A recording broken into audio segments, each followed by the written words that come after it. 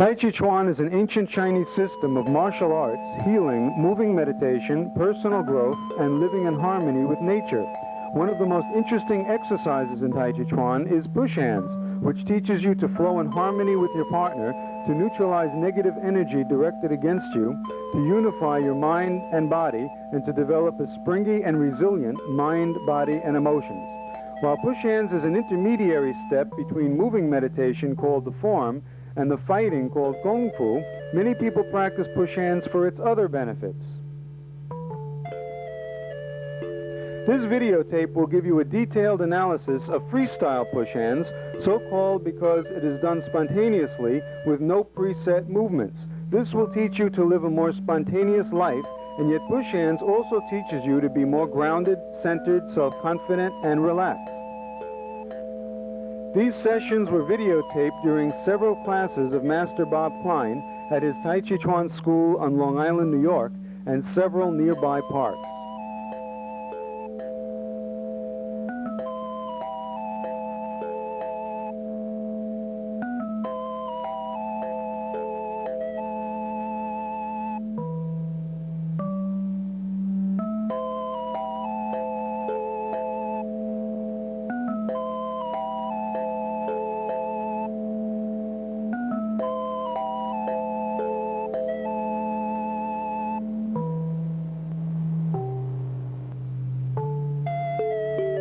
While this videotape emphasizes freestyle, you can find a more detailed demonstration of beginning preset push hands movements at the end of our first Tai Chi Chuan form videotape.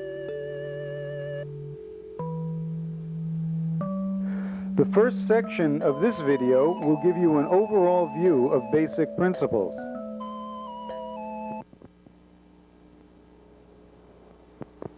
In the first beginning exercise, each person stands with their feet shoulder length apart. The partner pushes your shoulders one at a time. Your weight should sink to the feet with your knees bent and loose so that the top of the body is light and flexible. Now place one foot in front and have your partner push your shoulders. Respond by turning and shifting the weight back to allow his force to go by, and allow your arm to be propelled upward and backward by the momentum created by the movement of the body. Now allow your arms to be propelled downward as your partner pushes your hips.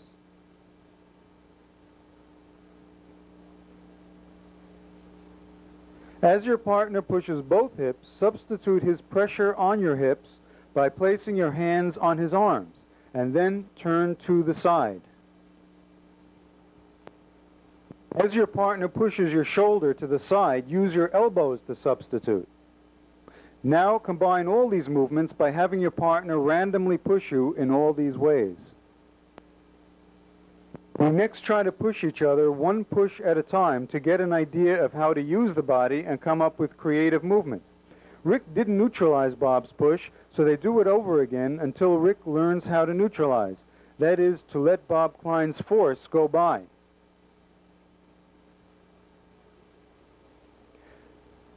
Now Rick comes in, Bob pushes. Make sure not to let your hands dangle or get bound up. They must be alive and always in a ready position, ready for the next push.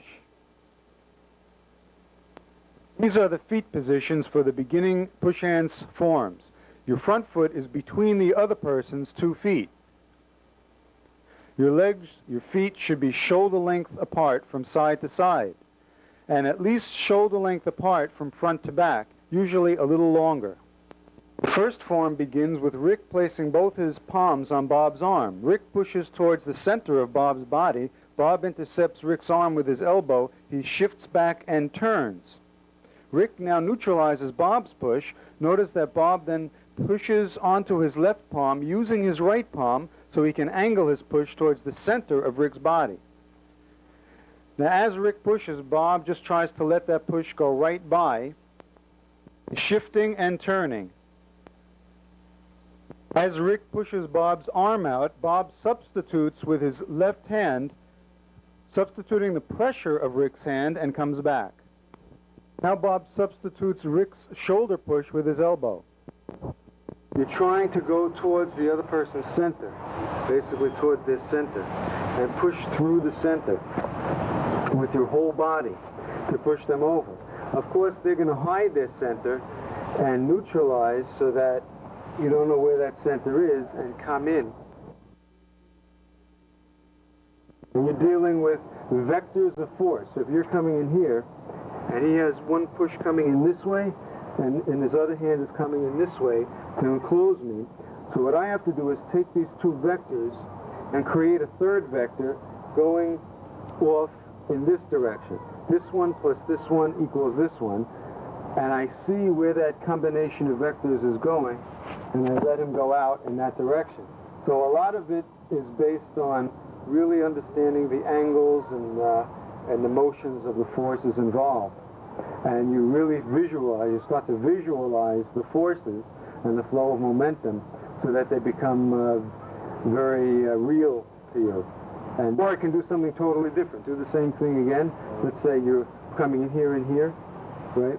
What I can do is just alter my body in a slight way so that the vectors actually change. If I'm just coming in this way, then the resultant combination of those two forces result in this direction, right? But if I change my own body a little bit just by the hips, see, now it could be coming in this way. So just slight changes in the hips change the whole nature of forces. So stick with the other person, flow with them. Your attention should fill the entire area around you so that you can really follow your partner's movements. Now watch this push. Bob first pushes with his right hand, and then Mike neutralizes. So Bob has to then push with his left, and Mike gets thrown out. So one push has to blend into another to accommodate neutralization. There should be only 4 ounces of pressure between the arms and hands so that you're pushing very lightly. If Bob resists and tenses up, then Mike can push through that resistance and push him out. Even a small resistance in the shoulder can bind you up. Just let that resistance go when you notice it. Now let's see what the push hand should look like.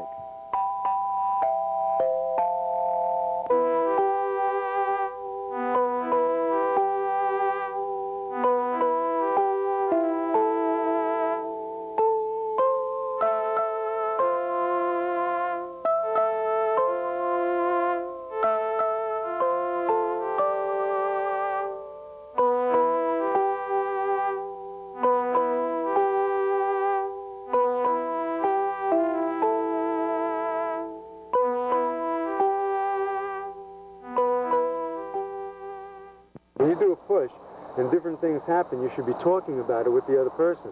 You should be able to say, well, this happened, then I did this, and I did just as we're doing here, and then I expected this, and I felt something was going on inside of you, and it turned out to be something else. So each push, each volley, you can talk about and then get a sense of what actually happened. So it becomes more visible, or you can really see what's happening in there. When you neutralize, drop the other person's force into the ground so that your hip drops and sinks, your legs drop, and you bring that other person's force right into the ground and then turn it out. At the same time, when you're neutralizing on one side, let the arm on the other side go into an advantageous position so that your attention is on both sides at once and each move brings you into a better position. Hands is very much like a chess game. All of the different balances of the body and the different positions and the way that the arms can move and the relationship between the balance of one partner and the other are like all of the little chess pieces with all of their little powers. But you can move any piece you want at any time, any number of times. So this gives you an idea of the complexity of the game of push hands. Your attention has to be sharp. Okay, you had too much movement. You were moving around a lot unnecessarily. Joe was making you move too much. You should really stay just as still as possible, centered in yourself, and make just small movements. And make Joe make a lot of movements, not you. You should stay very still and centered. Try to be still.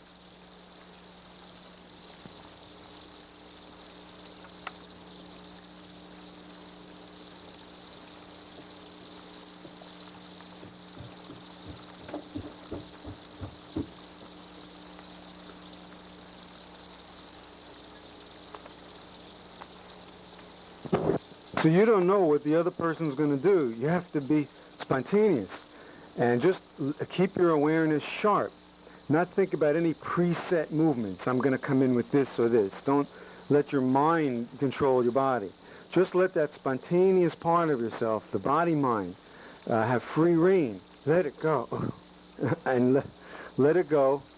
And give that spontaneous part of yourself time to exercise, time to have a little bit of activity too, so that you become spontaneous, and let it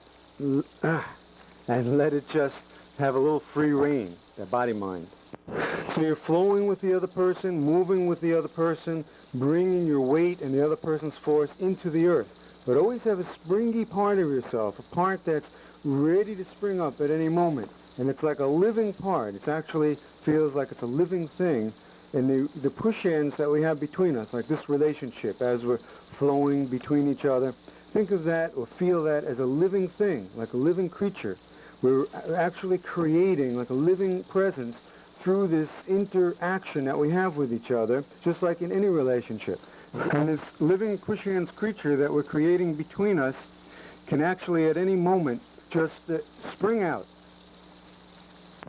We have to talk about the difference between attention and intention. You're creating, you're feeding this creature, this living creature, you're feeding it with attention, not with tension. The tension closes off the food for that animal, that creature. You want to feed it with your attention, your own energy.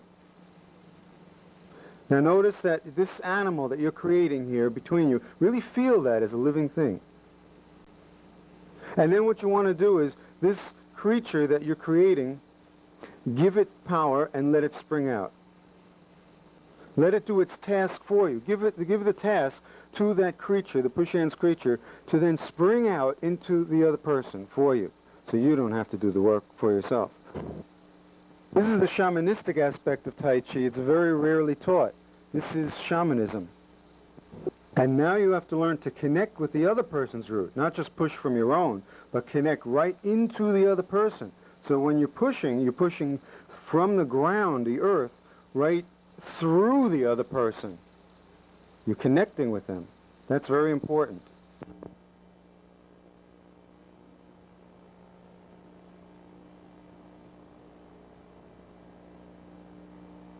When this push hands, notice that it's the whole body that's being used, not just the arms. The arms are connected to the body, and the movements of the arms come from the body. The arms don't move by themselves. The whole body is connected. Bodies of both partners then seem to merge with each other so that they become as one unit. Their attentions also merge, so it feels as if their nerves, their nervous systems, are growing into each other. So they are aware of each other, the inside of each other's bodies. So the pushes, too, are from the whole body. When you push, use the whole body, not just the arms. So don't just push from the arms. Whole body. The arms stay loose. It's the body that gives them the power.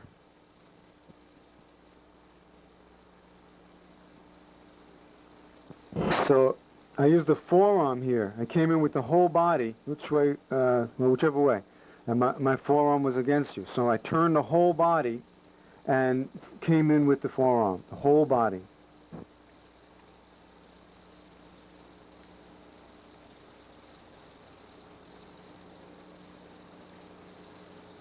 I think that you didn't have your whole body into it, just the arm came out. So you're just pushing with the arm itself. And if you bring your body into it, whole body, bring it into it, then I can't get away so easily. See, the whole body, and now I can't get away. You just straightening at your elbow. Oh. The whole body is. Don't even straighten at your elbow. Just no. Bring everything. Don't even go like that. Just from here. Just bring everything into it. You don't have to use the arm at all. You see here a series of pushes done from very awkward positions. The only reason they work is that the whole body is used in those pushes. This allows you to push from almost any position, even an awkward position. Watch how the whole body is used, not just the arms. It gives you extreme flexibility.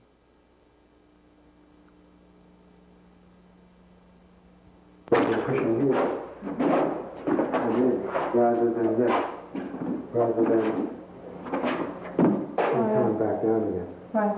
Go into what you're doing. Same thing with fighting. When you're fighting, you don't, and then you come back out. Yeah. You have to stay right there. See how much more push there is? You're really committing yourself to going in there. And after it's all finished and you're really solidly in the front, then you can come back and sort of in. Otherwise, it's only part of the commitment. Even there, notice that your foot was just, and you were ready to come back. I feel the solo. But you have to come down. I have to come down. Right. Oh. In the tournaments, you're not, of course, in the tournaments, you're not allowed to lift your foot and bring it up. But what we do is bring it up so you have that commitment. Watch the interaction between Bob and Greg.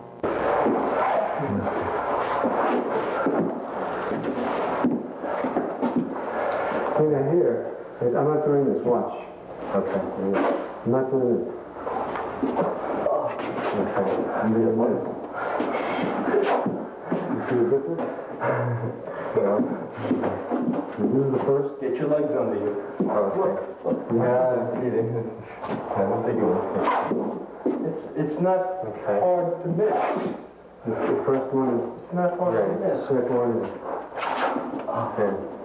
So you've done it. I'm going to come in here, and when they come up,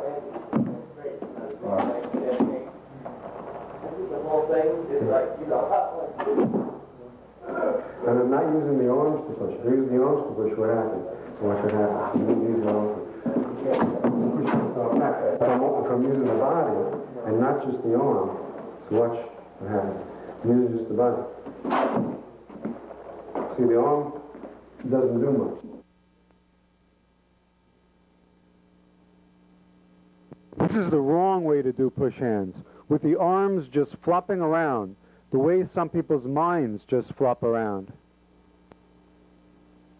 And this is the wrong way to do the push, too much wasted energy. Use as little of your own body movement as possible, transfer most of the energy into the other person. Here the problem is that the push is from the back leg, which throws out the hip. Another problem is that if you lean into the other person and the other person just turns, you fall right over. We emphasize that you should keep the hips down and actually push with the hips. And that's why you may see us bring the back leg up, to keep the hips down. But if the hips are dropped, you don't have to bring the back foot up. I don't have any understanding of how to use the body softly and more relaxed. And just, you come up like this. And then their bodies become stiff. And then when they get old, they walk around like this. When they're young, they walk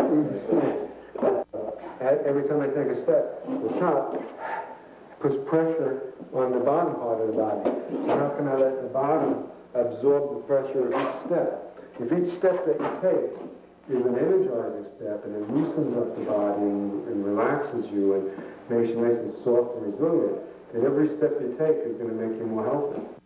The earth is a living thing. So let's say you were walking on you want to put your foot on your cat. You don't go like this on top of a cat. You just go like this and, pet it maybe with your foot. So if you think of that the earth is alive, don't just stand on it. Think of it this way. Put your foot on the earth like you would put a blanket over a child. Like how would you put a blanket over a child? You're going to be very careful and tuck it just in there, right under the baby or under the child. So then when you want to have the force going into another person, the force comes from that earth, from the earth, and into the other person.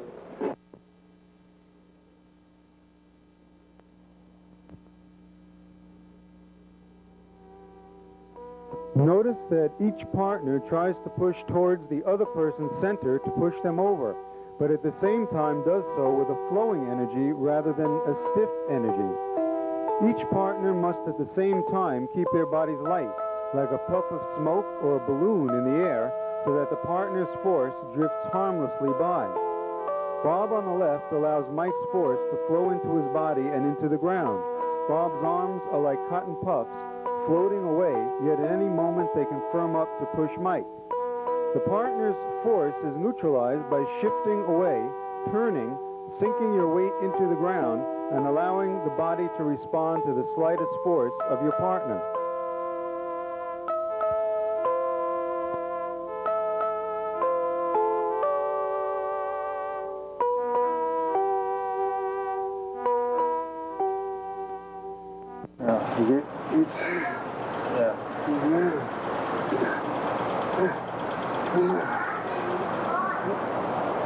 I'm exercising my attention, the communication between all the different parts of your body. Push, transition.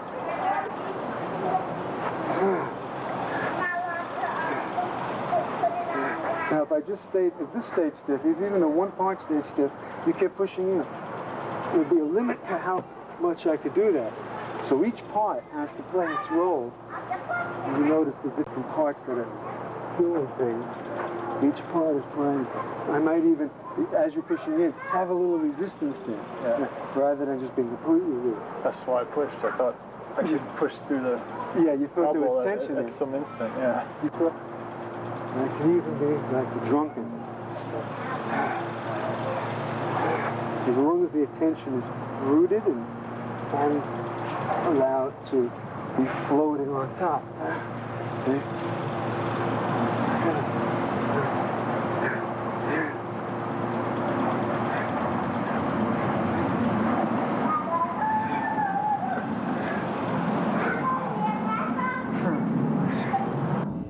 We're going to do a stop motion on one particular neutralization. Watch as Mike is about to push Bob's waist. Mike places his hand on Bob's waist, getting ready to push him.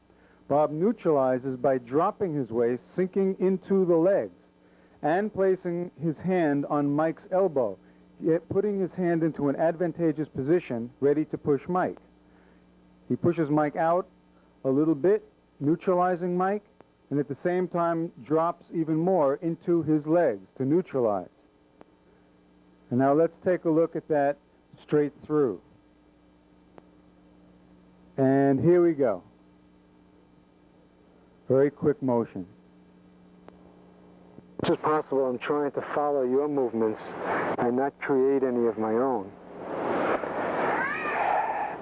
And when I come in, it has to be as a result of your maneuvering me into yourself.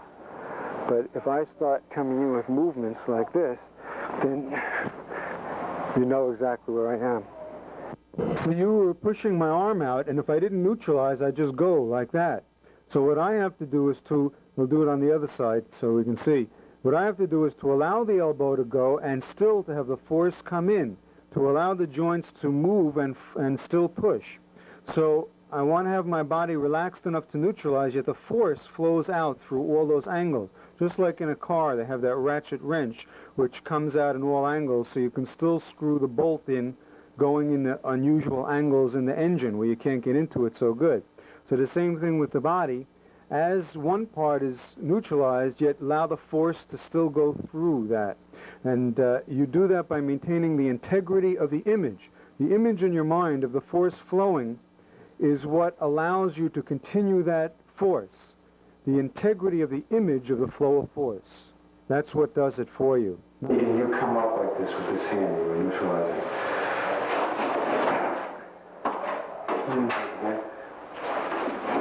Now I'm going to come in with a loose on. And so this comes in, and as you're pushing, it's still adjusting. Because it's loose enough, but if it's stiff, it just gets turned out.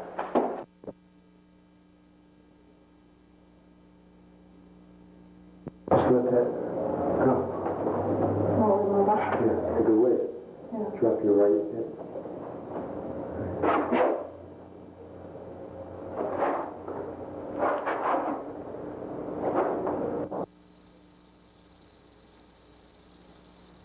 You see over here, you see as you were coming in over here, I was trying to push, but you had your hand right over there. I had to turn because as I came in to push, you could transfer that force right into me. So I had to turn that out and neutralize that part because every little part that the other person's coming in on has to be neutralized, but yet you want to still have the force come in. You want the arm to still come in, so the body, where you're coming in there, the body has to neutralize and be loose so it can still come in. That's why you have to, your tension has to be in all parts of you.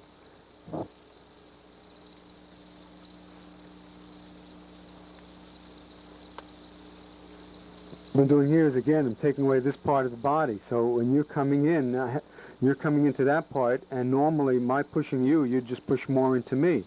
So it wouldn't do me any good. And this way, I just take away that part of the body, and then you can't come in.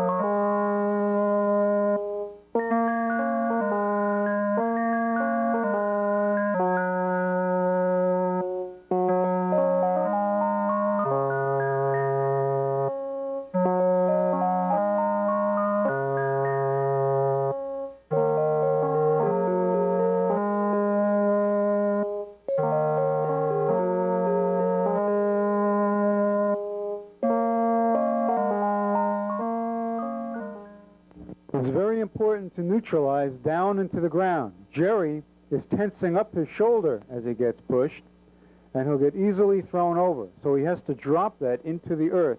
Then he can come around and push back.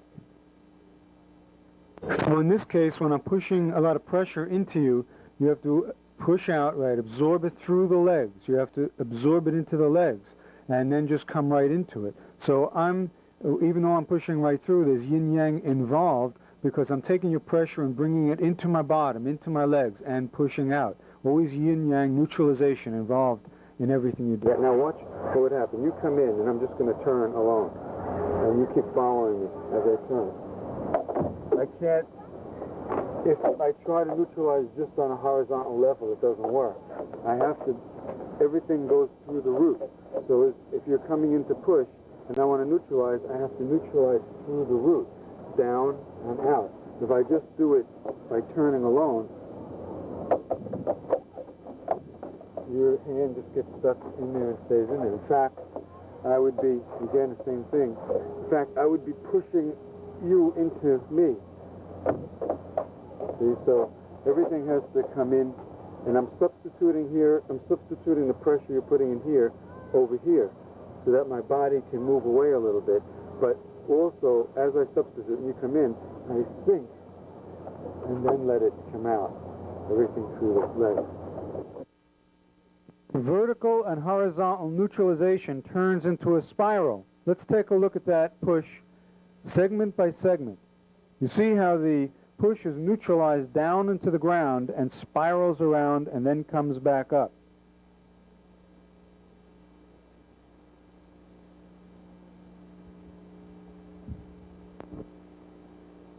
Dropping down into the root is very important. Look how much area for neutralization there is if your legs are flexible, if they're strong enough to hold the weight.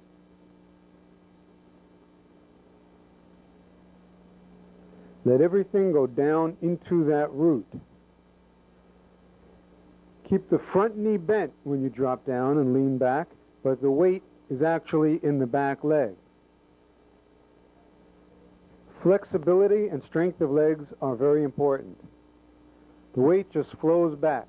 Now make sure you have a root. Don't just give up your root like this. The root has to stay there. The top is very light.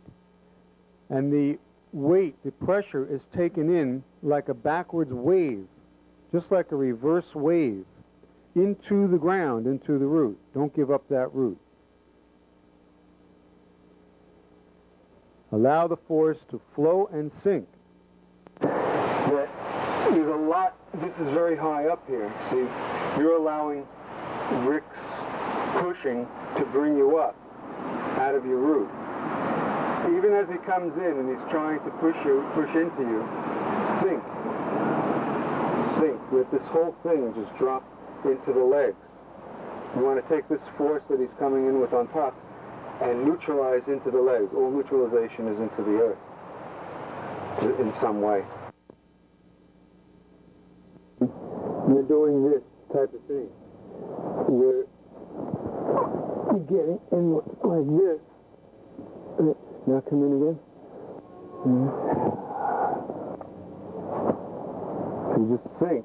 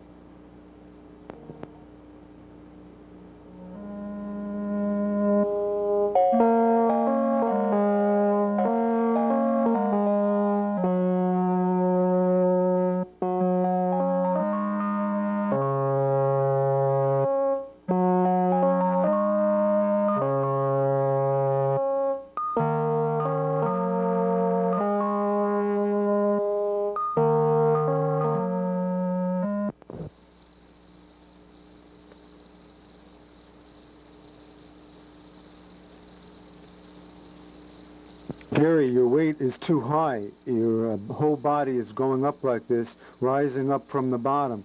You have to bring the weight down, drop the hips into the legs. Let the weight sink into the knees so that the top can be light like a balloon. You want the top to respond just like a balloon floating in the air, so it's nice and fluid and the weight stays on the bottom. Keep 4 ounces of pressure between our arms, very loose and light. If I stiffen up, then that's a handle that you can use to push me. If I tense up, that's your handle to push me. Just let it go. Let it loose. Now, turn. I keep my hand between you and me for protection, but the turning is neutralizing. Now, some schools tense up and keep the other person's hand away. They have very tense arms. And this way, they can never feel what it's like to have somebody come in and to be fluid and loose in their bodies. We try to be loose. We don't try not to tense up and keep our arms stiff, but to let the other person in to develop the looseness in the body. The arm should feel like steel wrapped in cotton, very soft yet with a firm center. When this feeling is applied to everyday life, it allows you to be fluid and yielding, yet very firm and sure of yourself inside. We do push hands with closed eyes. This allows us to concentrate on the feeling of the flow and interplay of energy rather than concentrating on positions of arms and techniques. We try to imagine the flow of forces as visual or feeling patterns and allow our response to come from our body minds, the internal intelligence of the body. The body mind uses holographic attention which is everywhere at once and can respond instantaneously.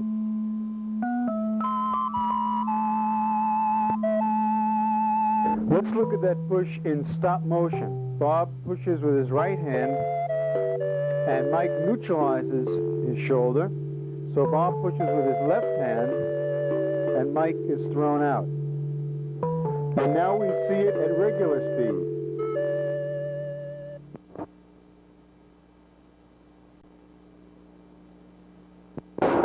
You're giving me a lot of weight on top. So every tiny little bit I come in, it has to go. The body has to go like a balloon, like a floating balloon in the air. The more weight I have to play with, the more I can just pop it out.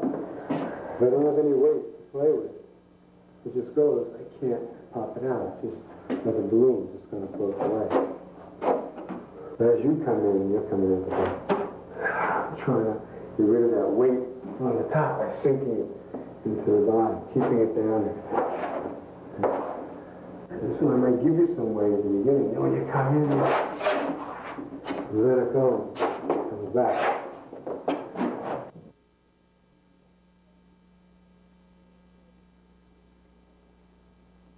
So here I'm coming in and you have a lot of weight on top. What you've got to do is take that weight away. I'm just ready to push right through there. So take the weight that's on the top, then drop it, and then neutralize in whatever way you want and come back in. And what I would do, you're pushing over here, I would just lean back, neutralize, and come right back in, like that. The arms are very tense. Loosen up those arms. Push straight ahead, not down. Still tense arms. Feel that tension in the arms?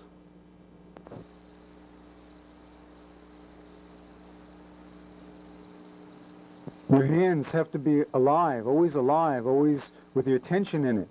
So when you come in, as you're coming in,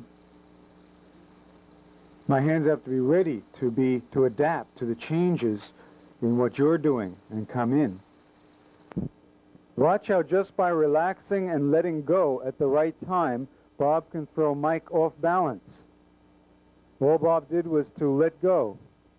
Bob tried to use his own force, it wouldn't work. He has to just relax and let go. Always be willing to let go. See, by letting go, I can come back in again, and that's my power. As much as I let go, I can come in. But if I refuse to let go, you push. If I try to battle with you, it's just like we used to have the crabs in Brighton Beach where I grew up, and we'd make a little mussel, break it open and put it on the end of a string and throw it into the rocks where the crabs were, and then the crabs would grab it and we'd string them back in, pull them back in, because they were so greedy for that mussel, for that meat, that we can just pull them back in. And we took advantage of their greediness. So letting go gives you power. Rigidity of the body is often a result of rigidity of the mind. We sometimes have a rigid self-identity, a fixed idea of who we are and how we behave. This doesn't allow us to change and adapt. We wouldn't want to behave exactly the same now as we did when we were 5 years old. Push Hands develops a fluid identity, the ability to identify with creativity and with the connection to your environment rather than to a fixed pattern. If you can change 4 times per second and your partner can only change twice per second, then clearly you have the advantage. When your attention is not easily distracted or grabbed by such influences as the mind's thoughts, then it is free to flow and adapt, and the body flows with the attention. If you think about your life each year and see how you have changed and how you need to change even more and grow, then your life will become much more fluid. Notice the quality of the body that results from letting go tension and strengthening your attention.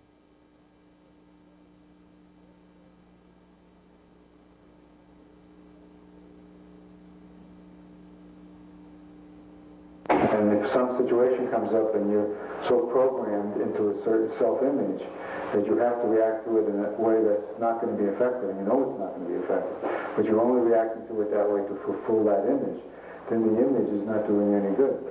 So the ability to be flexible and change directions, even to all of a sudden just see that it's much more effective to do this, well, why don't I do it? Are there any good reasons why I shouldn't do something that's effective? Usually you find that it's because you're just trying to maintain that image. So it's identity. You feel that's yourself. When it isn't yourself, it's just an image that you've created. In the Jewish religion, you're not allowed to have an image of God. That's one of the rules. And the reason is because God is creativity. The power of creativity is the Tao. And that's what you are. It's considered to be what you are, creativity. And what they're saying is that if you have a rigid image of yourself, of your real self, of creativity, then that's like this, it's taking pure creativity, which could be anything, and making it just one thing. And that gives you no power then. You don't have any power to grow. The power to grow and to adapt to situations and to adapt to your new position because as you get older and you new knowledge.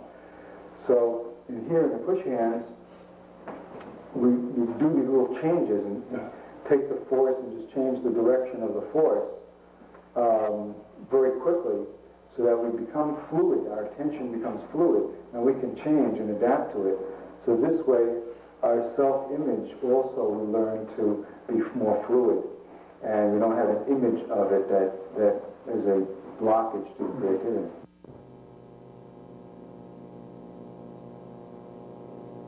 So here we were neutralizing it this way, but I still had my fingers. And I pushed it. Yeah.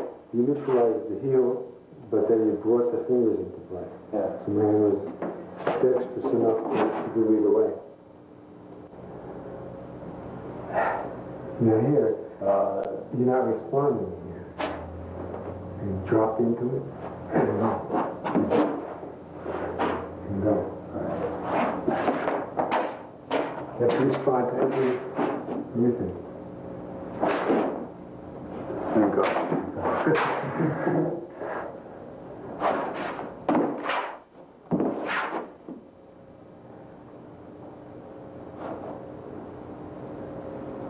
Now here, if you just feel that way, don't hardly move.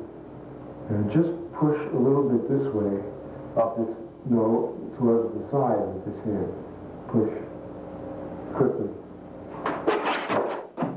You have to notice, in this position, I'm just about to pull over. And that, if you push it that way. So don't look for those little imbalances. Where if I just happen to be in this is in here, and I had to compensate in a certain way, but I'm just off. All it takes is a small, right spot, just the right direction. And it's small movement.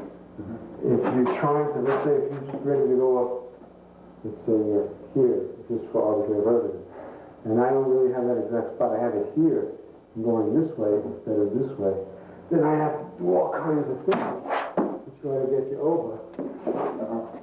And that's not necessary.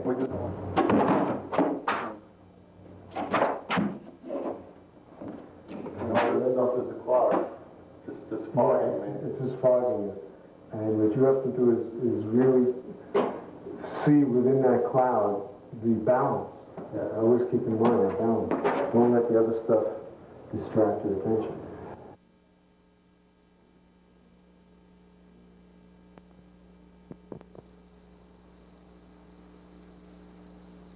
Your weight sinks into the legs and feet and then into the ground, so you're rooted. It's more a question of posture and letting go than actually dropping the knees more. You feel the pressure of the body's weight dropping through the legs and feet, as if you were growing roots into the ground, the way trees grow their roots into the ground, spreading in the earth. The trees' roots really hold them to the ground so their tops can be flexible and bend in the wind.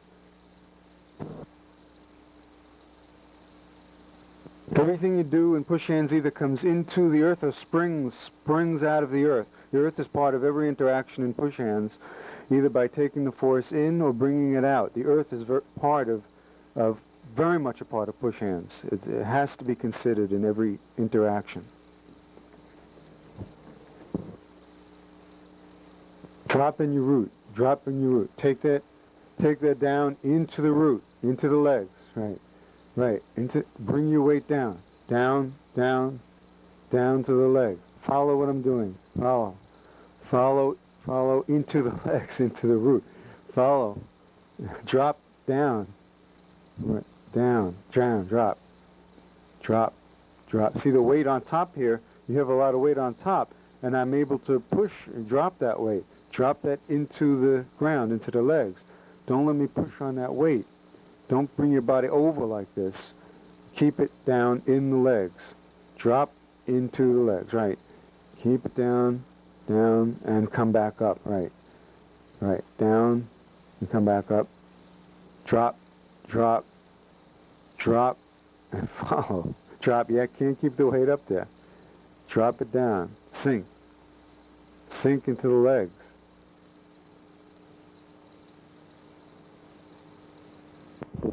Now let's look at the role of rooting in a push. First, Mike pushes on Bob's left side.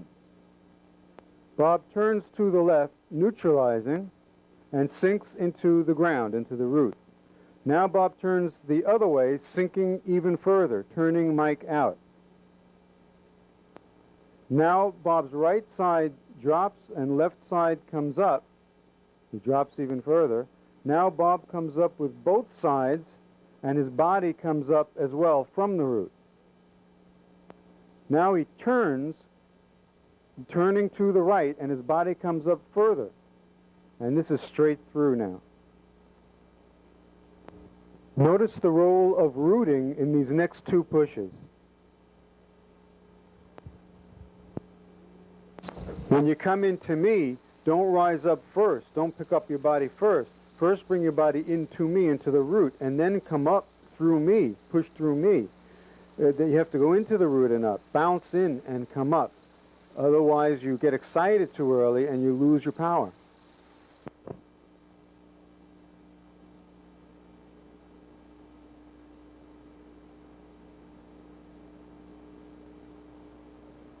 So why didn't you come in over here?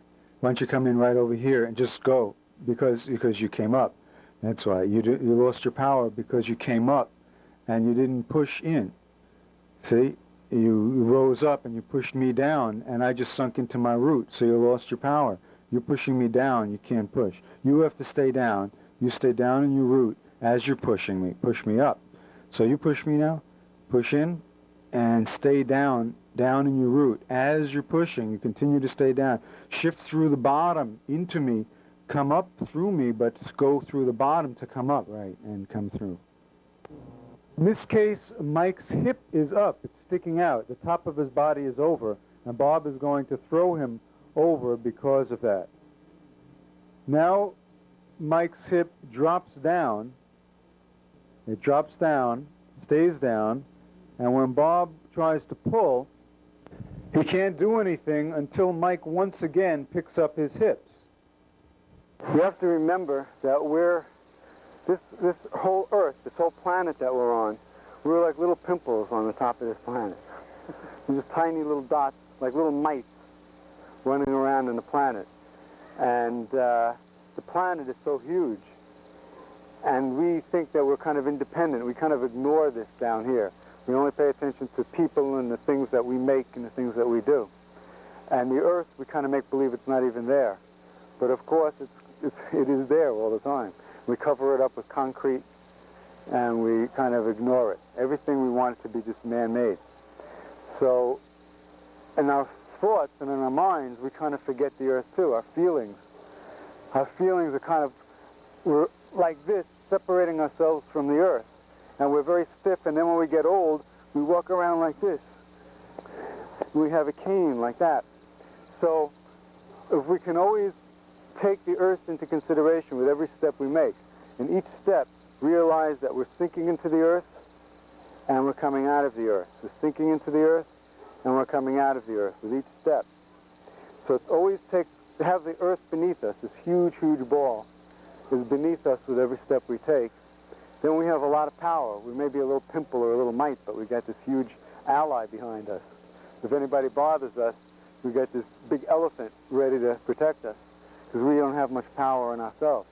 So when I come in and I want to push, if I just want to use my own power, I don't have so much. So I have to compress into the Earth.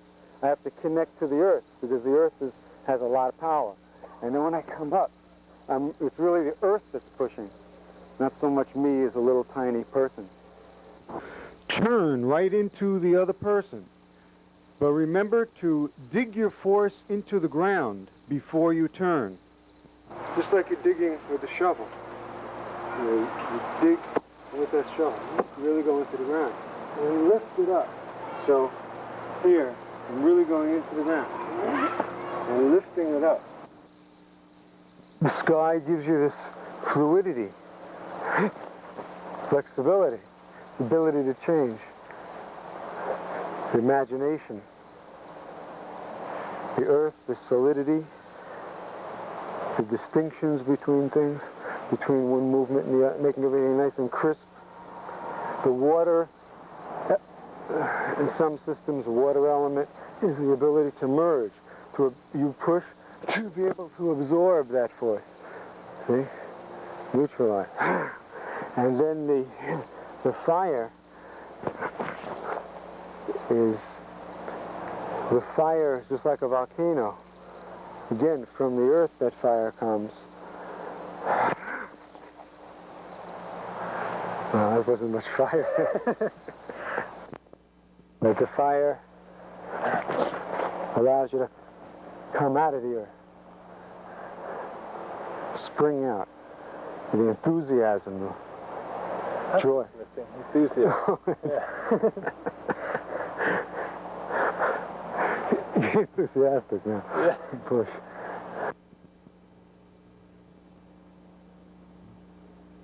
At least in the West, those are the elements. Drugs. In the East, it's similar. It's just that idea of finding out all these different qualities in everything you do. And seeing if something's missing. All these things are the tools. The root that we have, the flexibility, the tension, the ability to merge, to connect, to neutralize. All these are tools that we use in our everyday life. Watch, I'm not going to be connected to my root this time. Do the same thing. Then if there's no connection. But if you're connected, you can be flexible on top. Now here I'm only going to be root. I'm not going to be flexible. You still get pushed. So you have to be like a tree that's connected in the ground with its root, but that when the wind comes by, it's able to move its branches and its trunk too.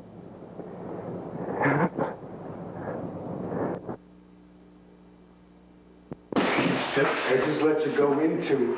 No problem. And so it keeps me, lets you go in. In Yeah. fact, I help you. I add to Yeah, it. it's what it's doing is takes you out of the root. Yeah. Uprooting. Well, that's good. Yeah. That's what it's at least if I was that hell of a way to uproot it. If I can make you follow. I was just pushing.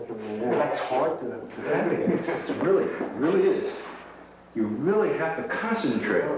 Really, I tried turning this out. Yeah. I'm dropping too. Yeah, but that movement is the key. Right. That's one thing up. Yeah. That opens this area up for me. Yeah. And I'm dropping. So I can come in. Looking at his legs, he can't keep grounded like a rock. He keeps tight up here because he's afraid his legs are going to get tired. They do. I mean, that's the thing. He's afraid of his legs getting tired. Oh, if you stop it soon. And that whole thing is for him to fall off the body. No, that's starting to get tired.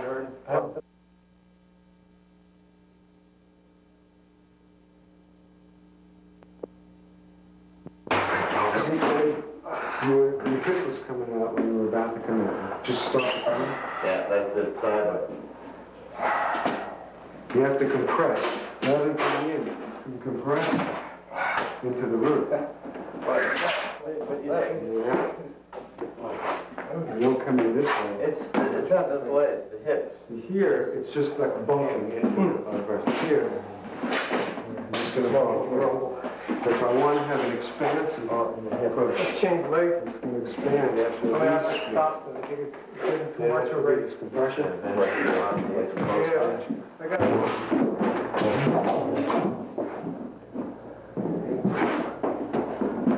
Bob explains how the push is similar to some aspects of the praying mantis form. It's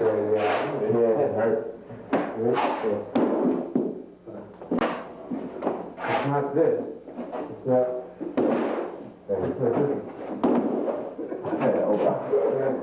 So I want to be a wedge between you and the earth. Between you and the earth. Now what I want to do is expand so that, like an airbag, expand, and that the earth is pushing you, not just me. Watch the amount that I'm moving compared to the force that's exerted.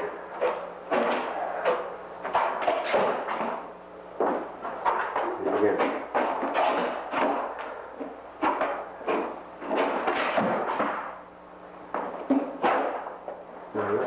See that there's a lot more force exerted than it looks like the movement is there. And that's because of this compression and expansion. I'm using move back a little bit, I'm using your force too. As I come in, I'm using this force of the compression, your resistance of compressing into myself. So I'm using it to a large extent the release of your compression plus a little bit extra. So I'm not using so much my own force. If I use only my own force, watch what it would be. That's how much force that I'm using. And if I come in and I can push and I'm using my own force, if I go like this, that's not much. But if I use your force, I get a lot, and it's the same method. I get much more results. So I might as well just use yours. Why should I use my own? The Tai Chi is very, kind of lazy in that sense. It's very powerful, but because we know other sources of energy to use besides our own. I'm letting your force, your resistance, compress me. And here, I'm compressing. Like pushing against the wall or a rock? Yeah, right, same thing. Except when I release the pressure to the wall, it's not going to move. It's too strong. So you're freestanding, so you're going to move. So I compress. See, and as I'm compressing, I'm absorbing this energy into myself like a spring.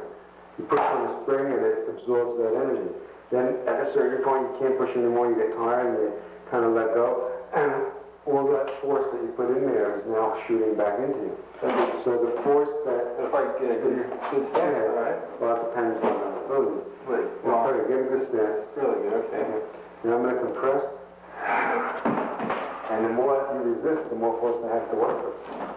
Assuming I can line myself up correctly. The more solid you are, the more power you have.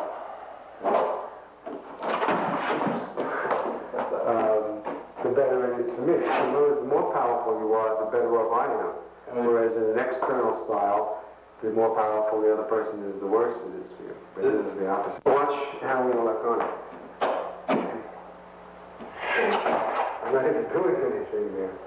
I mean, that's all, because I don't have to do anything to let go. All I have to do is just kind of sigh, and then it goes out.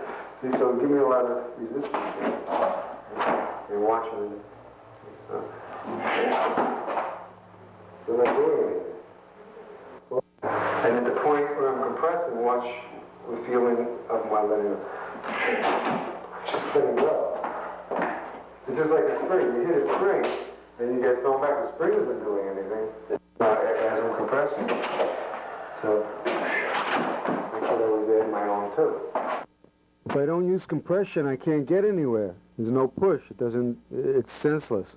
So watch what happens when I use compression now. I sink, allow your pressure to compress me, and then it comes from that. That's where the push comes from. You have to drop the hips and take the pressure in the hips and the tantien and come up from that. So it's in the tantien, not in the arms. Take that pressure right down. It comes down, down into the tantien, and then from that pressure come up, right from there, not in the upper arms and shoulders.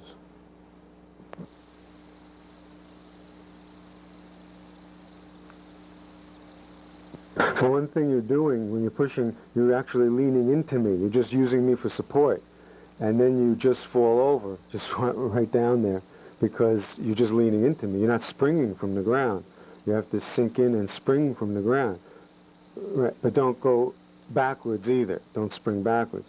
Just spring through me. Sink and spring, right, through me. Now you have to drop the body, sink and drop the hips. Don't let the hip come out, and have the body like a spring, loose, relaxed spring. And from that position, right through. Right, that's good. You notice I'm coming with a little force. Even though it's just a little movement, take it seriously and compress. Let this compress you. Let this compress you. Let just draw me into the ground, into the root, and then just come right out. A little absorption and go. Like I should be, you should be like a rubber wall, and I'm a hard object hitting that rubber wall. There's a little cushion where I'm absorbed and bounces right back. The body is like a bow, and as I come in, your pressure, the resistance, whatever resistance you might have, bends the bow right in here. It's this crease right in here. So your pressure is creasing in, bending my bow, and then, so I'm absorbing your force that way. The bow just absorbs the force of the person who pulls the string there. So I'm letting you give me force, and then I just release that force. Just a compression, expansion. If you think of this area here as a circle, including the ground, going all the way into the earth and around, and as I come in, that circle is compressed. See, the circle is compressed, but it still remains a circle. Still remains a circle in here, including the earth.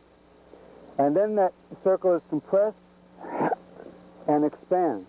Now, if I push you like this and you're resisting, then my net power over you is my power minus your resistance, because your resistance neutralizes to some extent my power.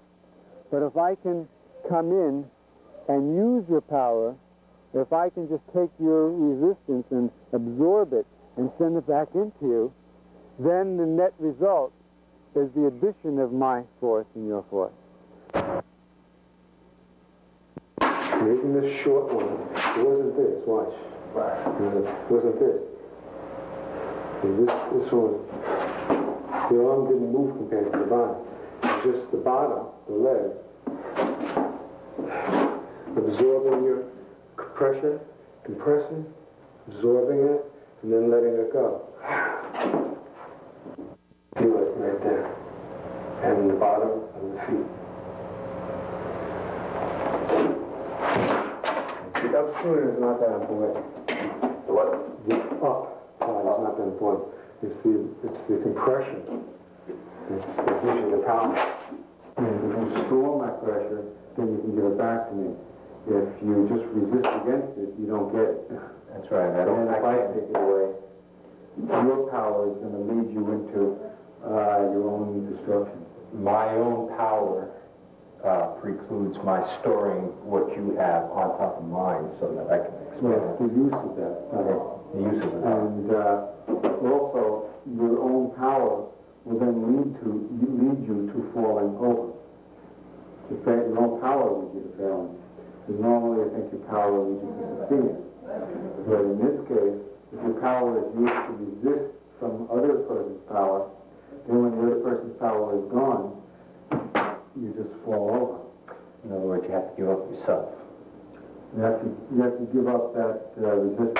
Resistance or the ego that feeds the resistance. And it's just the same thing with your mind. Like you go through your life and your mind fights for you and tries to learn all the tricks to fight for itself. So the mind knows that you're trying to take its power away and make it more even between mind and body-mind. So it starts using all those tricks against you to stop you from doing it so that it can maintain its power. And one by one, as long as you stay with your will and just keep practicing the Tai Chi, just staying like that, doing all the exercises with your will, just use your will to do that. The mind will use every one of its tricks that it's learned throughout your life to try to stop it from doing it. So your will now is going to open up the mind to unlock all of its power. In other words, the will unlocks the power of the mind because the mind uses it to try to maintain its power.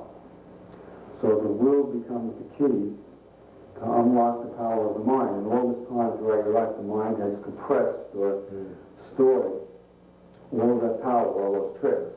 And now it's releasing it to you Right. in a sense. And in some cultures they say that the will is like the fire element, and the mind is the air element. And you add the air element to the fire, like with bellows, you add air to the fire, and it becomes very hot.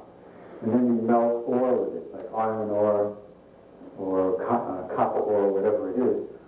And that's how you transform metals into pure metals. So by feeding the will with the mind, by feeding the fire with the air, then you transform yourself into a pure form. You see, because you then obtain all the tricks of the mind, but in an integrated form, not in a, where the mind is so petty and tries to take control. So instead of the mind just using those tricks to control, the mind's will is a controlling will. The body-mind's will is a harmonizing will to harmonize. So now all of those tricks become available to the body-mind to harmonize. In a sense, you're surrendering your mind to your body. Surrendering the mind to the body. But meanwhile, the mind has gained all these tricks. So now what we're doing this time, and the mind is taking your, let's say your pressure, if you're pushing in, so you're over here pushing in, the mind is storing all this pressure that you're pushing in, right? And you're pushing a little harder. Now, all this is being stored. Now, at a certain point, where this process takes place, where the mind releases its knowledge that it's gained, skills that it's gained to the body-mind, then it takes that compressed power and releases it. Releases it to the body-mind. So the one thing that those cultures that have earth, air, fire, and water as the elements say is that those tricks of the mind, it's sort of very dangerous, and you have to be at a certain level to be able to receive it, because it can hurt you. Just like if you stoke a fire and you add air to a fire, it's going to be very big and it can burn you. You know, rather than being a controlled kind of fire, being released in a controlled way, and this way you're really working with those metals and transforming the metal. So what we're doing here is really working on how it is that you absorb the force and release the force. So that trains this, it gives you like a feeling for this process of where your mind is going to release its power to body-mind through the will, by centering into will. And that will make it where it's not dangerous for you. It's a controlled release. And you can even make notes. And here you have a whole list of all your entire life, all the lessons that your mind has learned for survival purposes. Now you've got it right there. The mind has no choice. It has to try to save itself. Just like a country, it uses every weapon it's got. Procrastination it uses all kinds of tricks to make you procrastinate. In other words, they keep you from doing what And every trick that it uses makes sense. If it doesn't make sense, find some other trick that makes sense. So it's the tricks that it uses seem sensible at the time, but then if you really think about it, you see that it really doesn't make any sense. It's all based on mind's own security.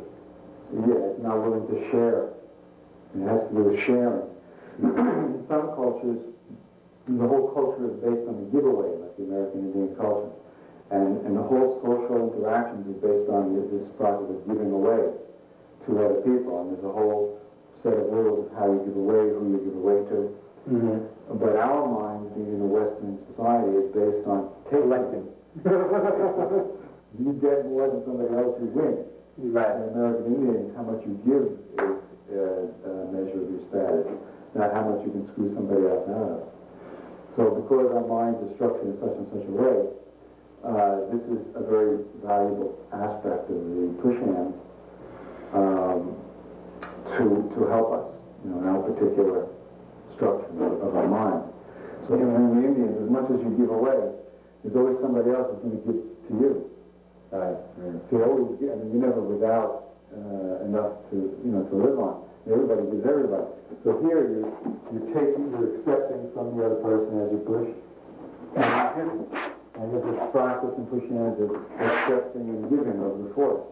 And if it's not that, if it's just, just pushing here and trying to keep everything, then it's not pushing. You're just blocking everything up. Yeah. And then, if I'm pushing, I'm not going to do this. You don't even have to use your legs. Right? The wave rock. come out, then it can't be like the wave hitting a brick wall. Unless I'm coming out and trying to generate this wave. I'm kind of stiffening that wave up like this. Now what I'm trying to do is let the wave It didn't work. come out. As you're coming up, be a little playful about it. Let it go. Don't hold it. Once you have that energy from the earth coming through you, let it go through. A springy feeling.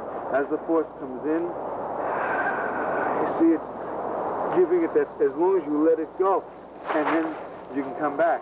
But if as the force is coming in, you're kind of in there, you're not letting it go, then you're not using the other person's force. You're just, that force is tightening you up. Just like when somebody argues with you. They come in and they're kind of obnoxious, and you get all tightened up inside. But as I'm pushing, I'm just coming in for the push. Let that body go. Let it spring. Let the body itself spring, not just the legs, but the body.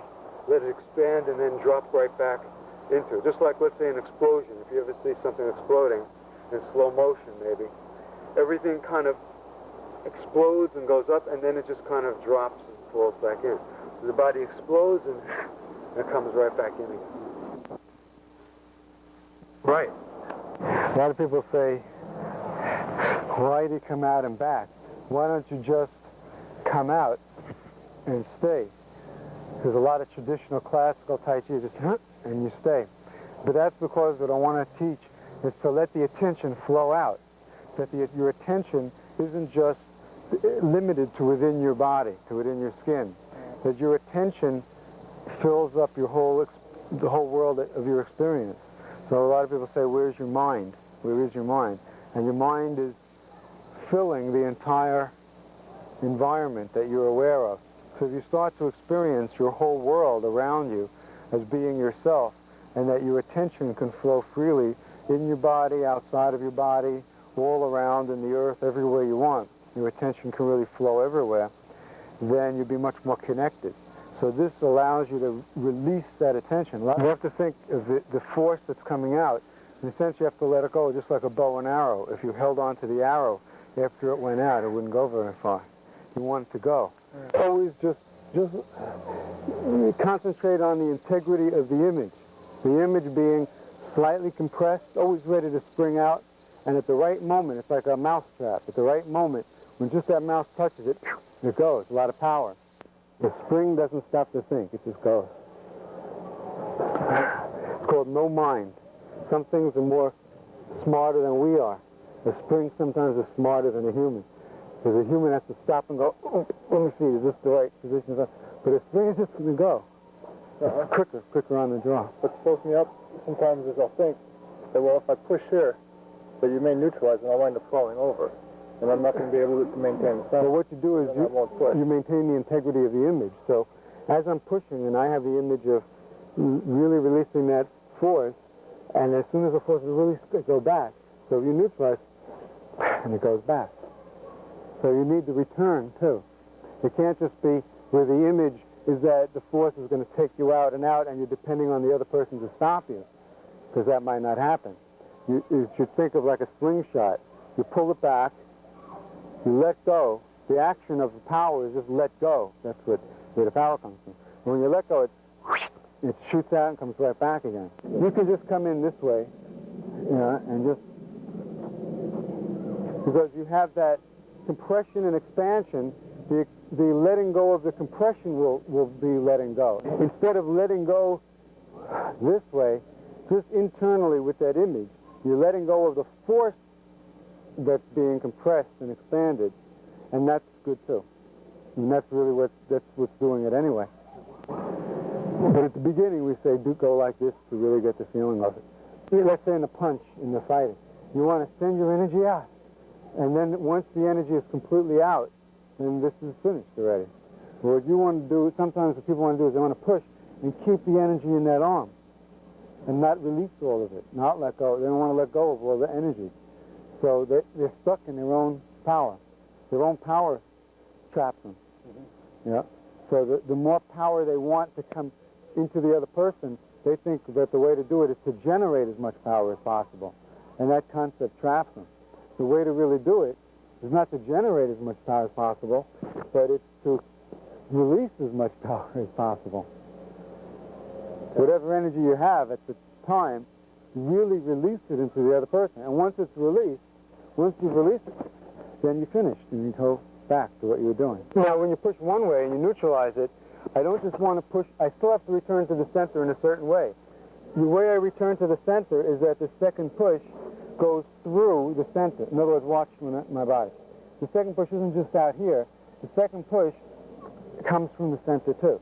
The first from the center, the second from the center. It's not just this, going away from the center and going more away from the center. It always comes back. And then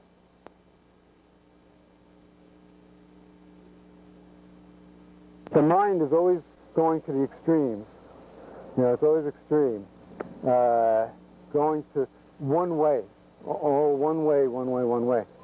And the body mind of the body always goes towards the center. The moon is rotating around the Earth in an orbit. The force that's pushing it out is like the mind. The force, gravity, which is holding it in, is like the body mind. And I can push outward and return to the center. I can neutralize and return to the center. But this returning to the center is as important as moving out. And in our society, we emphasize moving out, moving away from nature, using the mind. But nowadays, there's a counterbalancing. A lot of people are now getting involved in the other thing, returning back to nature, returning back to the center, to the earth. So now we're getting back in balance. So that's what we're doing here. Pushing me, I'm sinking into my center. See, I'm sinking into the center. Okay. I'm not just, like this. Okay. I'm sinking right into the center, sinking into the leg. Now when I come up through the center and the wave over the top. See, what I'm trying to do is I'm trying to line up your body so that the compression of my pushing gets directly into my center.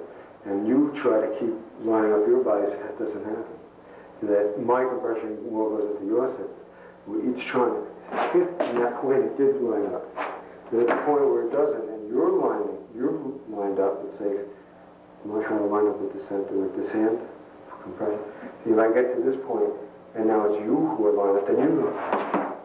So the whole lot of this is the hips moving, constantly the hips shifting the slightest bit, half an inch at a time, to get that lining up kind of position, and then you can just go through, and that's the big deal. And a lot of this, right, let's say, I'm seeming as if I'm neutralizing something. I'm really not so much concerned with neutralizing, because you're really not pushing anything. I'm just kind of getting into a position where I'm lined up now. But I'm sort of disguising it as neutralizing. That works. Yeah, see, so I was trying to line up so I could push you this way, but you came in to line yourself up, and I couldn't do it anymore. And that's largely what we're doing here, is each trying to line up. Go right into the center here, right through the center. Don't go off even a little bit. That's off a little bit, off a little bit, not quite in the center. Make sure, right, that's right into the center. You have to go right in, right through. Notice the difference when Bob holds down Mike's waist, keeping it centered and rooted into the ground. Notice the difference in the way Mike pushes.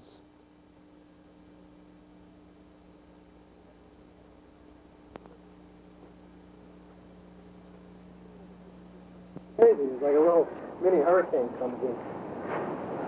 I'm used to Yeah, this was very different of keeping everything right here. Instead of going on up here and concentrating on what was going on, it didn't seem like it mattered at all. I was just here, and all this stuff was just happening, and it didn't matter. And the whole thing with the push hands is you're trying to really see the person's pattern of attention. So try to see if there's a difference between these two patterns of attention or attitude. There's a certain attitude here, and then there's a certain attitude here. In this one, it's an attitude of, I'm going to come in, and I'm now trying to control the situation. And maybe because you're tall, you think that controlling the situation is being on top of it. Staying on top of things. Staying on top of it. And in this way, if you're on top of it, you feel you have power, but actually you don't. So this way is staying in your root. And once you're centered and in your root, in your center, then whatever happens on top is just floating by. It's just skimming right by or turning around from that center. We're doing this, watch. You're pushing with your back foot. You have to bring this under, not back. Just like when we come in with the punch, let's say brush and twist it. Right? Now we're going to come up. See? You don't come this way, brush and twist it, and then here. So that's why we come in, I always say that it has to drop. When we're coming in for twist, this has to be dropped, not this way. Because what will happen here, if this goes back, it goes back. So you know what you're sticking your chest out. Just let it sit. The top's sitting on the bottom. And then at the bottom, because the pushing. And you're off balance. So when you're getting ready to push, you can't be off balance. You're depending upon the other. Your push has to be an independent unit in itself. As I'm getting ready to push, I'm absorbing that and rooting. I should be rooted all the time, but really getting into the root. And I'm getting ready to push. If you remove yourself, it's not dependent upon you. It's a solidity within myself. So it's the same thing in interpersonal relationships too. And push hands teaches you how to merge and blend in with the other person, as we're doing, but at the same time to do it in a way in which you're still rooted, you know, in those relationships. As you're allowing yourself to break down the barriers or the boundaries between two people and merge, and it could be a frightening thing because you feel you'll lose yourself. You know? That's why people don't like to get too close together. Right. Some people. So you allow yourself to merge. You get this feeling on the push hands of merging, and yet at each moment you're balanced and centered within yourself, and you're kind of independent within yourself, so you don't fall over when the other person's removed. And you adjust your body as the push continues so that it still stays down and under. Don't allow the resistance of my body to warp your own body. In other words, don't let it push out the hips. Don't let it raise up. Maintain your body in that rooted, relaxed position.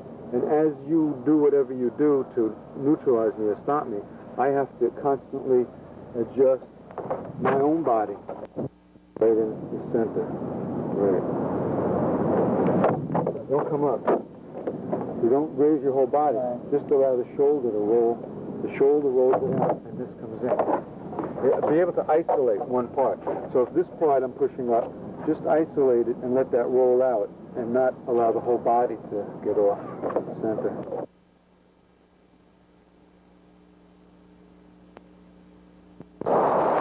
You see, it's a little more on top here.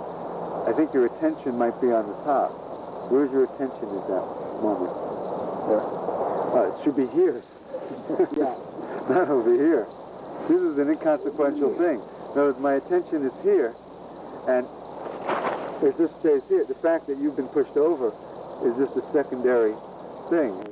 Your attention is centered in the tantien, an area about 2 inches below the navel. On the push, it expands spherically like an inflating airbag, resulting in a soft yet irresistibly powerful push.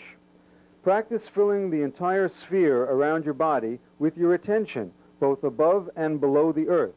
Notice any areas which resist being filled with your attention. These areas are blockages. Melt them with your attention as warm water melts snow. Attention is what connects you to the world around you. Whatever you pay attention to is connected to you.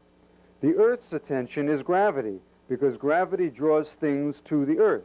The Earth's attention is very powerful. You can learn directly from the Earth by connecting your attention to the Earth's attention, to gravity. Do this by paying attention to the flow of momentum in your body. Each partner tries to feel the pattern of attention within the other person and push right through gaps in that attention. Point. Everything is very good, so the only thing that we can do to try to push each other is to play with each other's attention. Yeah, I'm trying to.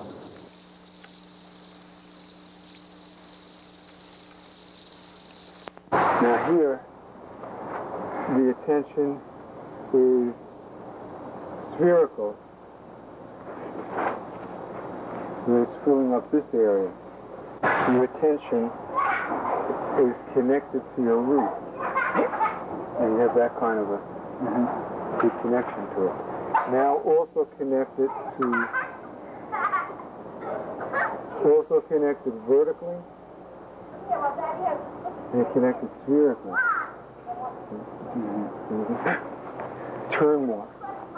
That's the horizontal aspect of the attention, and then you can have that kind of a movement. There, your attention is more a little freed from the root. It's connected to the root, but a little more freed. It doesn't have to be so solid.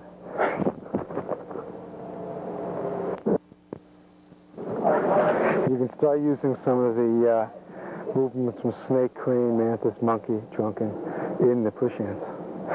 By having this lifted quality, like the string lifting you from the head, and it lifting the attention also, not just the physical body, then I can come in more.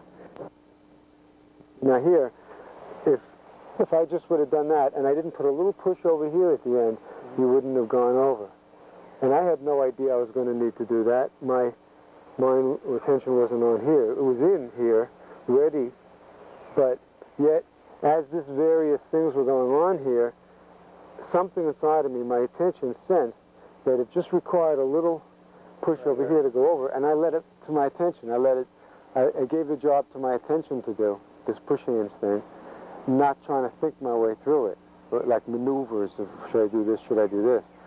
So the attention is capable of all of those considerations, all of those calculations in a sense. You don't have to do it. But what you have to do is to exercise your attention and fill up everything with your attention and feed the attention. In other words, just like your body needs to be fed and exercised. And of course, what I'm going to do is try to make gaps in your attention. Maybe come in over here and bring your attention up over here. So as your attention moves out here, I can push on the other side. You know, they said a caterpillar. Caterpillar was walking around, had 100 legs. And the grasshopper went over and he said, how could you walk around like that with 100 legs? How do you keep everything in mind as to which one goes first, which one goes second? And the caterpillar thought about it for a second, and then he became paralyzed. He couldn't walk anymore. So you have so many parts, and if you think about it, if you use your brain to think about it, you don't know what to do first, and you can't think about so many things. So just let it go. Let the whole thing flow. Let the body-mind, the mind of the body itself, the internal intelligence of the body-mind, let that work. What's happening? The attention is lost over here. Your attention has gone over here. To neutralize and... Yeah. Only one at a time now, the extreme. Only one. Only one way. And that's... So you forget about everything else, you lose your power. Right. You only have one way. only one trick, then that's it. If something else comes up that requires a different trick, you don't have it. So both at the same time.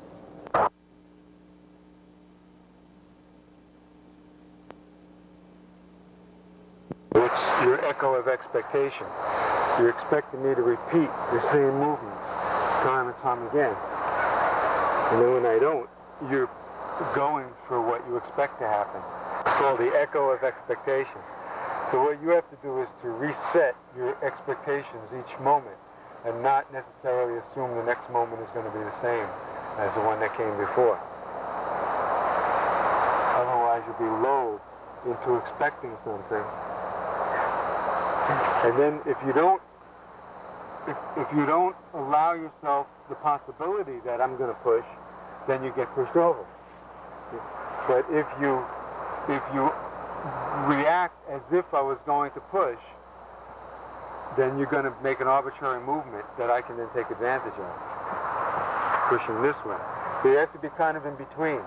In the one sense, letting yourself expect things to happen. On the other sense, in the other hand, waiting to see if it actually happens and not reacting to it unless it actually happens. So you have to let my push be a trigger to let your echo of expectation turn into your actual movement. What I'm trying to do is make you go too far here and you spot too far this way, so that I can come in this way. Take your attention away. Like advertisers do that all the time. They distract your attention so they slip in their message and you don't know what hit you. Right. And you should do the same thing. You should give some false indication. Let's say that you're coming in here, and give it like a pressure and like you're coming in, then actually completely switch and turn and come in there. And it takes a second for my attention to go back there and see what's happening. By that time I'm over. So that's why your attention should be like a spider's web. The spider's at the center of the web, and the web fills up a whole circle. In this case, it fills up a whole sphere around you. So your attention should be as if it's filling up a whole sphere. And if something happens over here, don't withdraw your attention so that there's a hole someplace in order to get there. In other words, maybe concentrate a little bit of attention up there, but still maintain the integrity of the sphere. It still has to be spherical. So this way, all of a sudden something happens over there now, there's still attention there that will sense it. And as soon as some particular path looks like it's not working out, it's not effective anymore, you're still connected to the centers. Just go back and go in another one.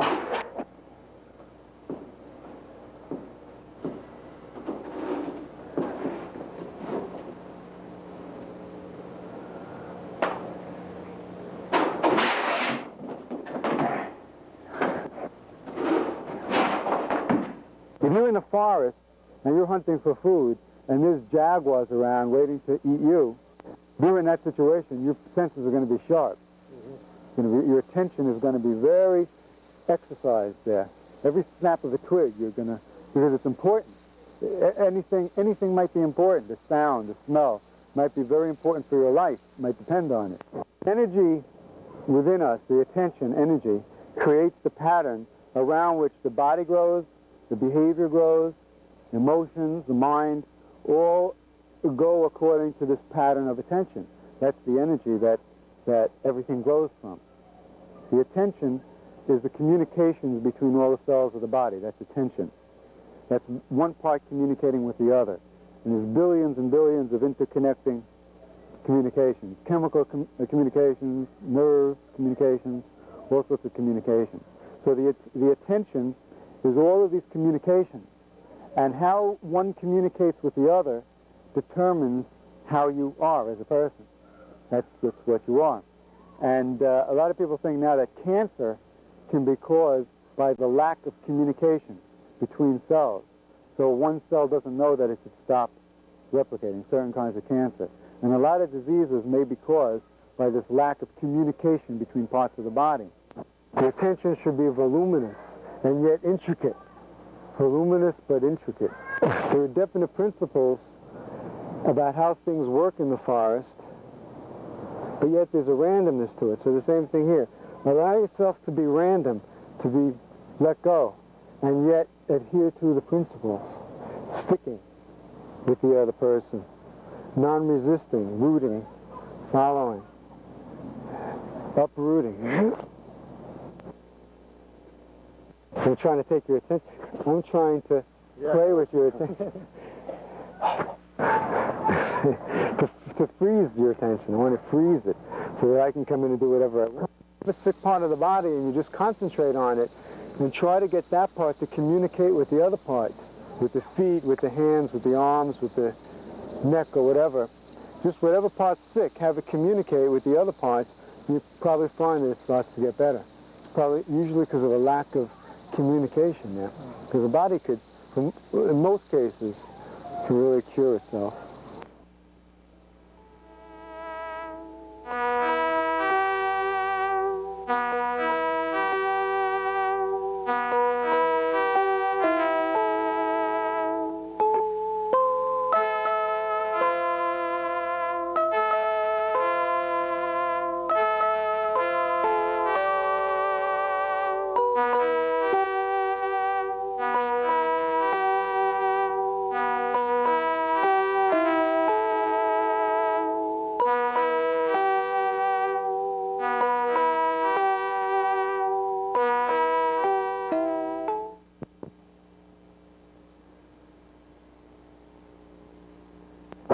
I'm lining you up and really pushing on the other side.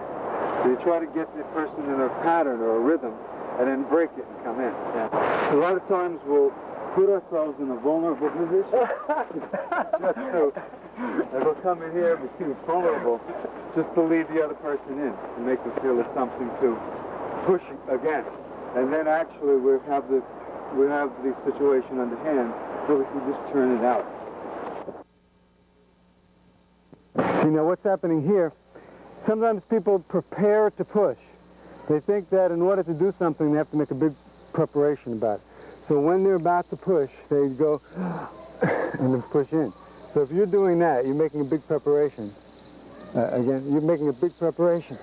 I can come in. And again, prepare. I'll just go right in. There's no preparation necessary. You have to do it from wherever you are at the moment. Whatever means you have at your disposal, it has to go right from there. Just doing some kind of behavior isn't going to help you out, because maybe you think that represents, I'm really going to come in. You're telegraphing your intentions to the other person. So don't telegraph what you're going to do. So what you have to do is where I'm putting my concentration, my force and getting ready, that's where you disappear. And you reappear somewhere else. And then when you're reappearing, I have to disappear and reappear somewhere else. And it's etc. Things like that. So we're trying to be phantoms to each other. And here it's very light, right? Here is where my force is. And I'll come in there. So here you were a little over.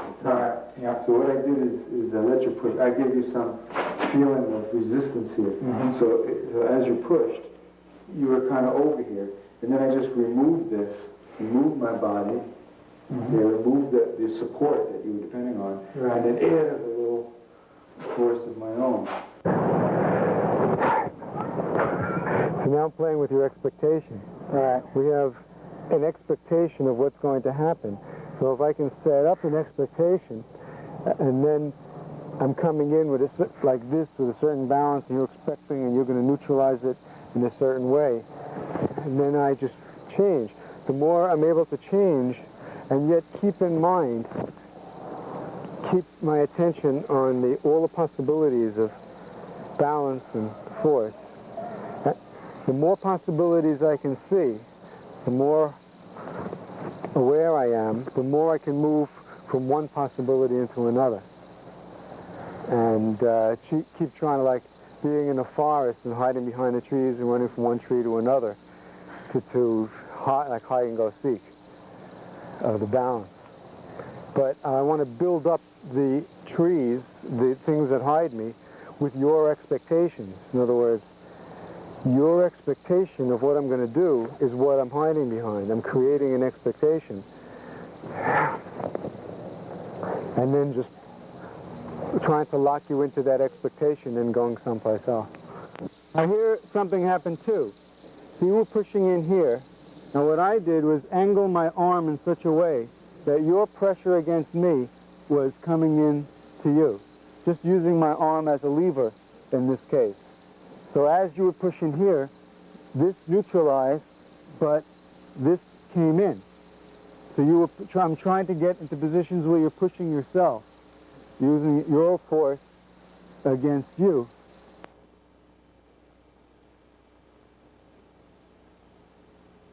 If I'm always like this, I'm just going to be pushed. If I separate myself out, I lose. If I try to win, I lose. If I give up the desire to win, that's the only way I can win. So it's a very strange, it presents that kind of situation for you. Oh, too late.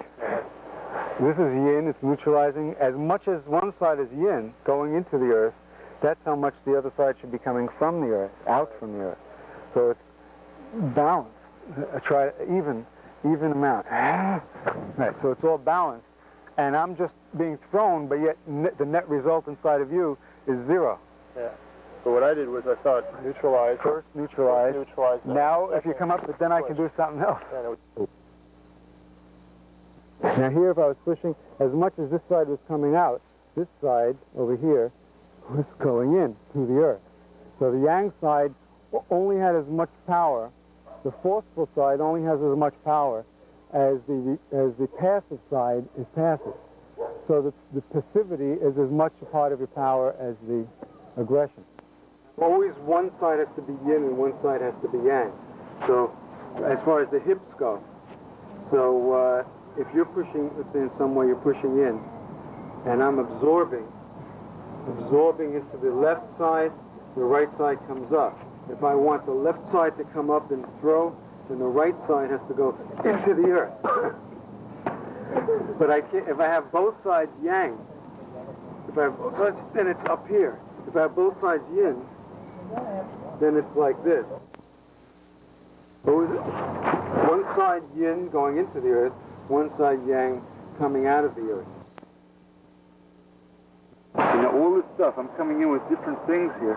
This all has to be returned. In other words, if I come in with this and you're not returning it, I can take advantage. But if everything I do is returned, then I can never build up and build up.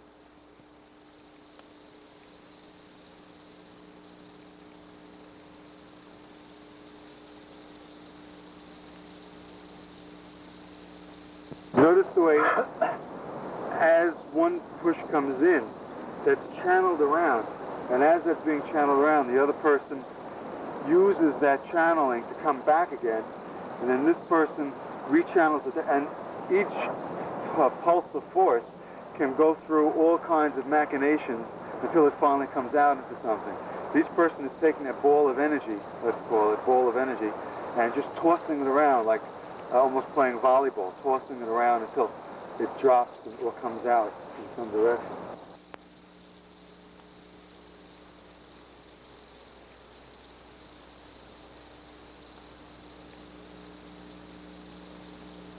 No, I'm doing a small movement. I'm just creating a little circle. And you have to let the part of the circle go that's going to get you stuck.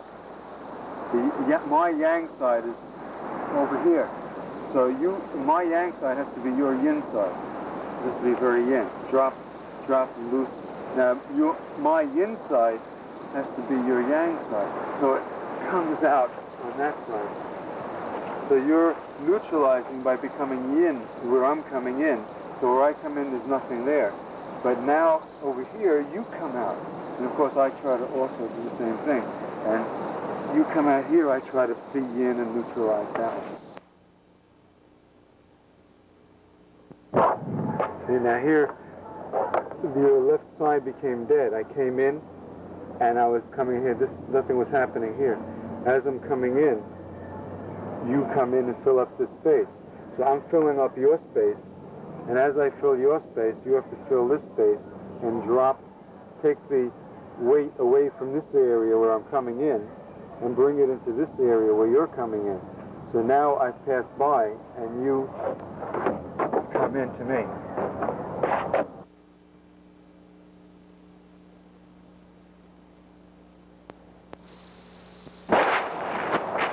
See, the problem with that is if you're pushing, as you're pushing, if I'm sinking and I raise you up here, if you go along with that and let your body raise, then I can just turn you over very easily.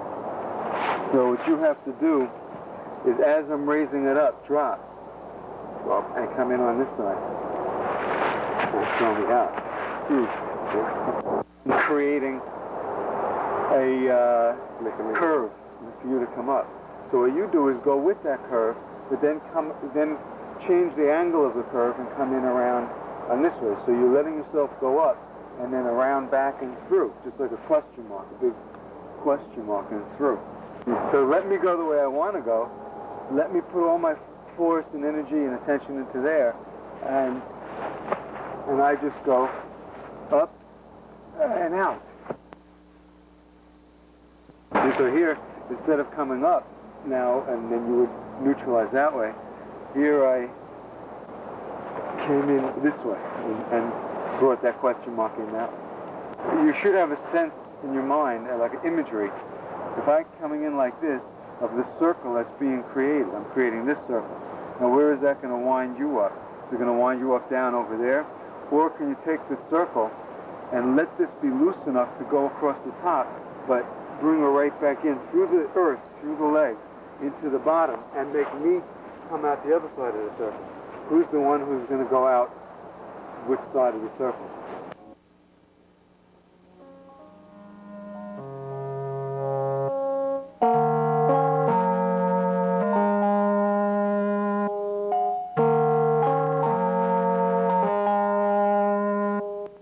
Drop that left shoulder into your front leg. Now just go back up there, just from here, and push at the same time.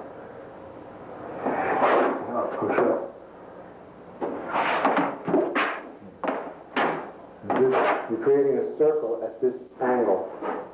And I'm pushing at a tangent to the circle this way. You're pushing at a tangent to the circle this way. This drops out of sight, and this comes in.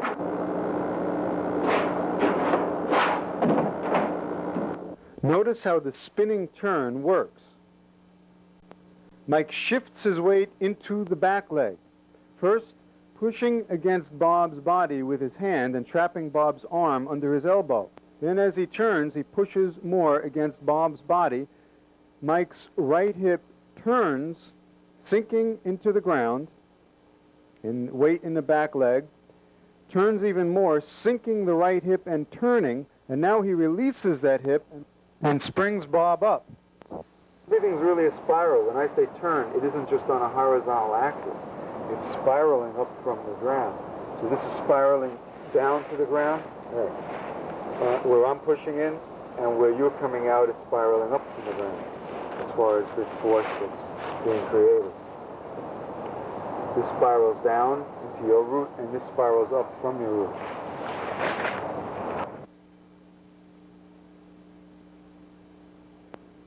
Let's take a look at the dynamics of the push.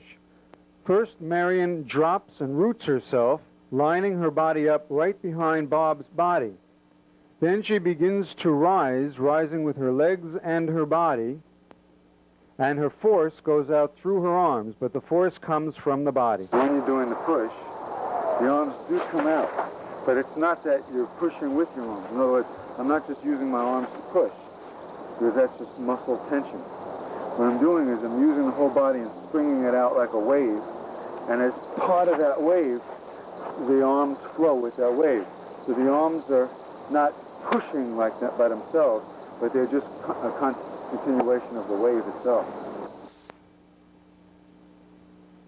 What I was doing here, we were over here, I was feeling some tension on your arm. And as I was coming in, there wasn't as much, you weren't yielding as much as I was coming in. So I felt there was an extra resistance. I should only feel 4 ounces of pressure of resistance. But since there was more pressure, I just went right through the pressure and out, sinking as I came in, sinking down, bringing everything down into the root and up from the root. So your response, your yielding has to be soft enough so that I only feel 4 ounces of pressure at all times. Then when you come in with a lot of pressure. And once you push, make sure that the arm doesn't stick out like this. Keep everything always springy, so that as soon as you push, it's just the body that's pushing. You know, you make sure that it's just the body and the arm is just nice and soft and springy. Let's take a look at a push that involves a step. First, Marion begins to push Bob. He steps back, turns his hips in a clockwise direction, and starts pushing with his left hand on Marion. Then he turns, holding Marion's hand and pushing it back, sinking into his right hip, into his right leg. Then he turns, pushing Marion with his left hand, again clockwise, and releases. It's important to be able to change the push right in the middle. First, Bob pushes on the right side and continues to push Marion over. But then he has to switch and push on the left side, and Marion drops. The push uses the forces of compression, shifting, turning, and springing up. The body must become rubbery, both to absorb and to release force. Work playfully with firming up and letting go. The flow of momentum must be smooth and continuous through the push. See if you can follow the flow of momentum through this push. Notice how the angles of rotation of the circular momentum change throughout the push.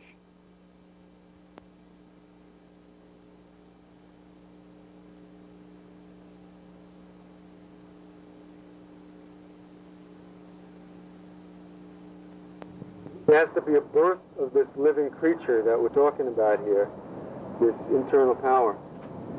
So you have to concentrate on the seed or the embryo of that being. So we have this being being created here, this spirit or this living creature.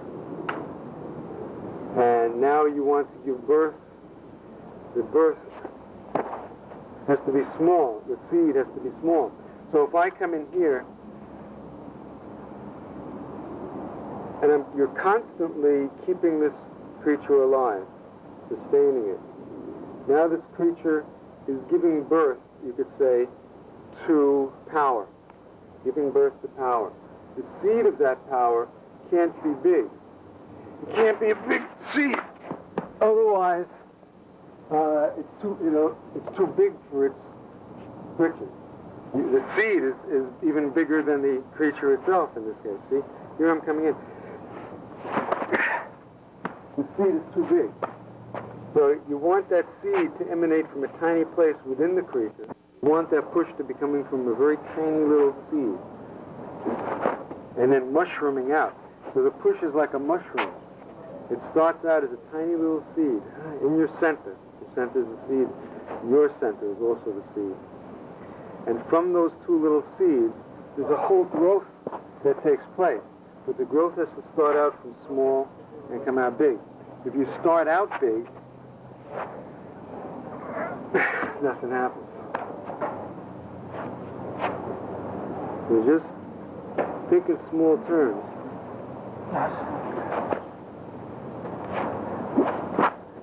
What you should be feeling is that even after the push has taken place and I'm no longer contacting you, that the force still follows. The force should still push, even after you've, like, oh, that's because it's growing. It's like a baby.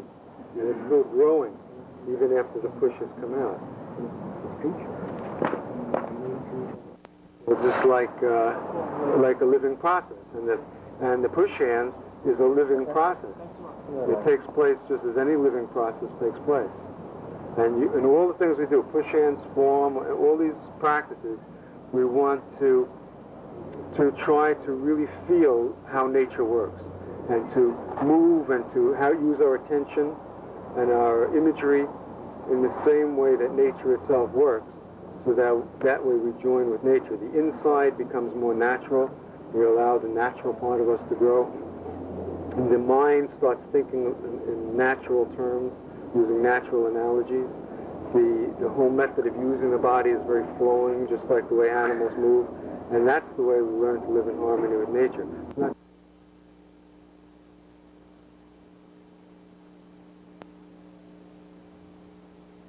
This has been freestyle fixed step push hands, part of the ancient Taoist practice of Tai Chi Chuan. Push hands develops flexibility, fluidity, relaxation, an understanding of the dynamics of physical force and attention, and a framework by which to understand interpersonal relationships and personal inner growth. It is a shamanistic practice in the sense that it teaches us to live in harmony with nature and to perceive our world as a flow of living forces. It is healing in the deepest sense, as it unveils the roots of our seeming powerlessness and feelings of weakness which leaves us susceptible to disease, and push hands enlivens the body's healing abilities. Push hands teaches you to be aware of your body as a living community of cells rather than as just a big lump of protoplasm. Laughter and play are essential in the teaching of push hands and show that body-mind is at work. Body-mind is that greater inner awareness connected to the natural world, which is our true sense of power and joy. It is said in Taoist tradition that if one wishes to reach the sky or heaven, you can do this through another person, that is, through a joyful relationship. To reach the earth, one must go by oneself. This means that there are many joyful experiences, the everyday practical experiences of life that bring us joy, quiet times for ourselves alone. The push represents our striving towards heaven in the sense that we push through our partner, joining our force with his and sending both outward and upward. Yet sinking our own body weight into the earth is also essential in push hands, and this represents reaching the earth or our own personal roots. And so many lessons of life are encoded in push hands. Such lessons are an essential part of the teaching and help to make it more understandable and more useful. We hope this videotape has demystified push hands and made its dynamics and usefulness clear to you.